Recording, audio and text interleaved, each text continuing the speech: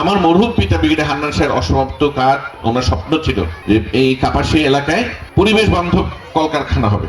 আমি আপনাদেরকে এখানে এসে প্রথম যে অঙ্গীকার, যে ওয়াদা যেটা করতে চাই, আপনারা যদি আমাকে আগামী ফেব্রুয়ারি মাসে আপনাদের এই মহামূল্যবান একটি ভোট, এই ধানের শীষ মার্কায় ভোটটা দিয়ে আমাকে সংসদে পাঠান, সবার আগে আমি কাপাসিয়ায় আমি পরিবেশ বান্ধব কলকারখানা গড়ে তুলবো এই গ্যাস সংযোগের মাধ্যমে। এটা আমার প্রথম অঙ্গীকার। মাদকের ভয়াবহ এক ছোবলে সারা দেশ শেষ হয়ে যাচ্ছে, কাপাসিয়া শেষ হয়ে যাচ্ছে, এক একটা পরিবার ভেঙে যাচ্ছে এই মাদকের জন্য। আমি আপনাদেরকে কথা দিচ্ছি, আমাকে যদি আপনারা সংসদ সদস্য করেন, আমি কাপাসিয়া থেকে মাদকের মূলোৎপাটন করবো ইনশাল্লাহ। এই যে ধর্মকে বিক্রি করে রাজনীতির যে একটা প্রবণতা এখন আমরা দেখছি, তাদের বিরুদ্ধে সজাগ হন।